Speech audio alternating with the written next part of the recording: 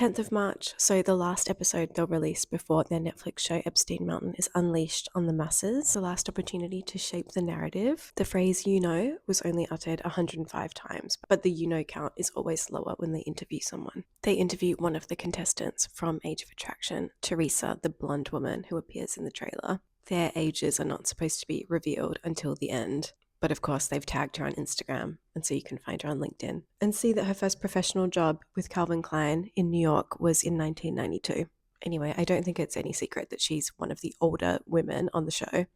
She looks insane. She looks much younger than she is. This is the so-called representation of older women that Nick and Natalie are now glomming onto to legitimize their participation in this cheap, tawdry, rancid premise of a show. I'm not saying this is not representation. I love older women. I love older women who look great. I love older women who look their age. I love older women being bombastic on TV. That's why we like The Real Housewives. These two have never mentioned age or representation in their discussions of the housewives. They've never promoted anything close to feminism. Nick says, "We've never seen anything like this on reality TV before." Come on, bro. This is stereotypical mainstream attractiveness. Trying to position Teresa as some freaky edge case is gross in and of itself, but also these two are such feckless shills. They stand for nothing. They have no principles. They have no scruples. Nick spends hours a week just peddling garden variety misogyny, telling women much younger than him to withhold sex in order to secure a relationship. He's talked about having face and body checked Natalie's mum because he wanted to see that Natalie would age well.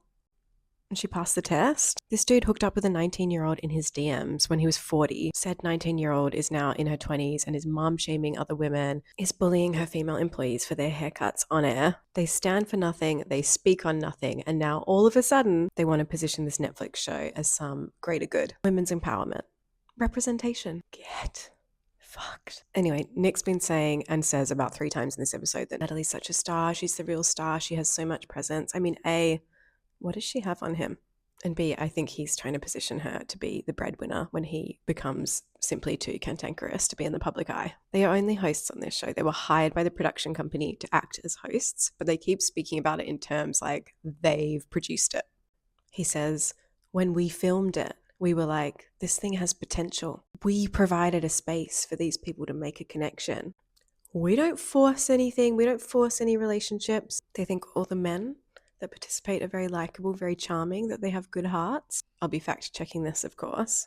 Teresa works in fashion, and Nick says he was always into fashion, but when Natalie came along, she had some notes for him, like the boots, the Chelsea boots he was wearing at the time. She said they're out. And so now he wears these boots.